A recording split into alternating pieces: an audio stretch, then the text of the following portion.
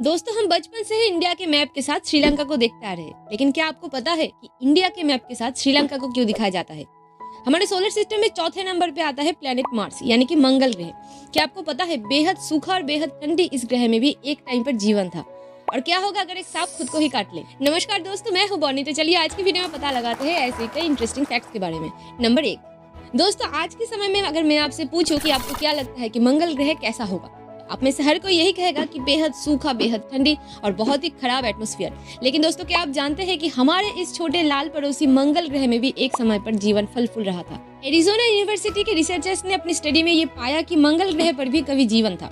Arizona university की ecology और evolutionary biology के एक प्रोफेसर का ये कहना है कि उनकी स्टडी में ये पता चलता है कि शुरुआती दिनों में शायद मिथेनोजेनिक माइक्रोब्स के लिए मार्स रहने योग्य रहा होगा।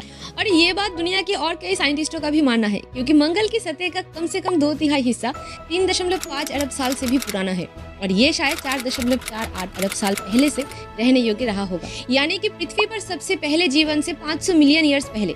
और इस टाइम पर मार्स में प्रीबायोटिक कंडीशंस यानी कि पृथ्वी पर जीवन के पहले की नेचुरल एनवायरनमेंट में मौजूद इनऑर्गेनिक और ऑर्गेनिक केमिस्ट्री का सबसे अच्छा रिकॉर्ड मिलता है। और इसी वजह से रिसर्चर्स का यह मानना है कि शायद मंगल में भी एक टाइम पर लाइफ एग्जिस्ट करता था।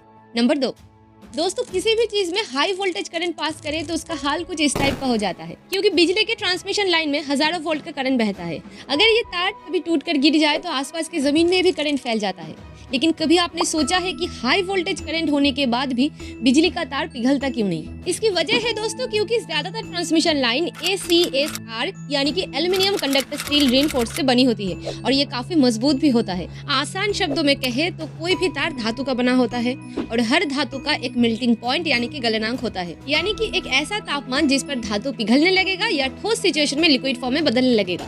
अभी बिजली का तार बनाने में जिन धातुओं का इस्तेमाल होता है उसमें से सबसे पहले आता है कॉपर यानी कि तांबा, जिसका गलनांक 1085 डिग्री सेल्सियस है।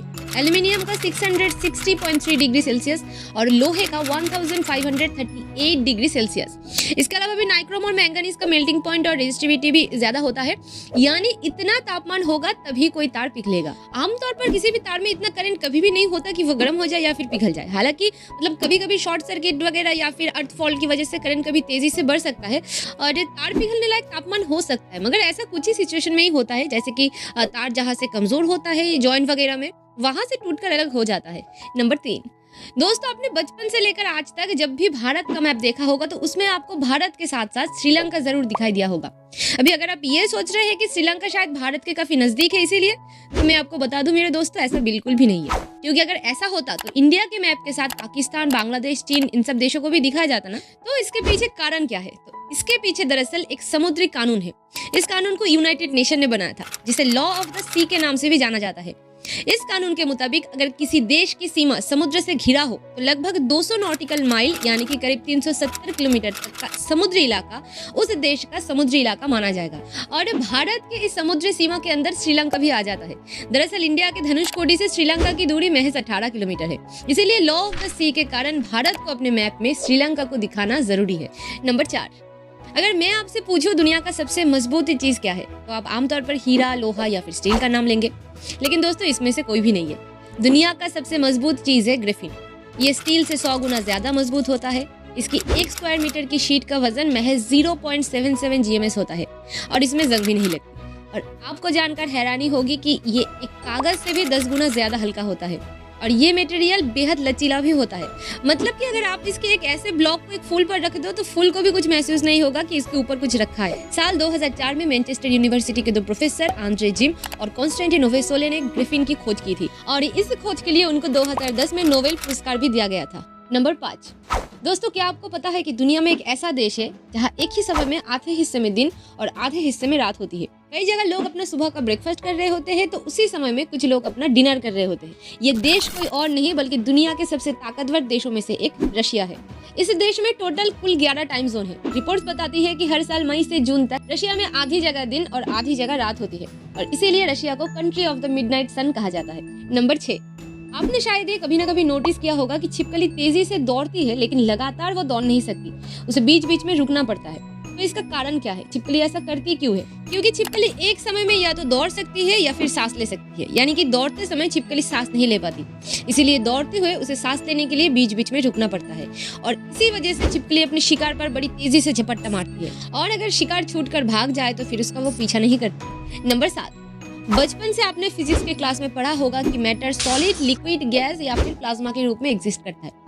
लेकिन अभी हम जिस मैटर के बारे में सुनने जा रहे हैं उसने ये ठान लिया है कि उसको कोई भी रूल फॉलो करना नहीं है, क्योंकि अगर आप इसको हिट करते हो तो वो सॉलिड और जैसे ही आप इसको हाथ में लोगे तो लिक्विड। दोस्तों, इस अजीब से मैटर का नाम है ओब्लिक और ऐसे अजीब बर्ताव के लिए ओब्लिक को नॉन न्यूटोनियन फ्लूइड के रूप में देखा जाता है। लेकिन नॉन न्यूटोनियन फ्लूइड न्यूटन्स के लॉ को नहीं मानता है और आप चाहो तो इसके ऊपर दौड़ भी सकते हो, बस आपको रुकना नहीं है। और मजे की बात तो ये है कि आप थोड़ा सा पानी और थोड़ा सा कॉर्नस्टार्च के साथ इसको अपने घर में भी मजे से बना सकते हो।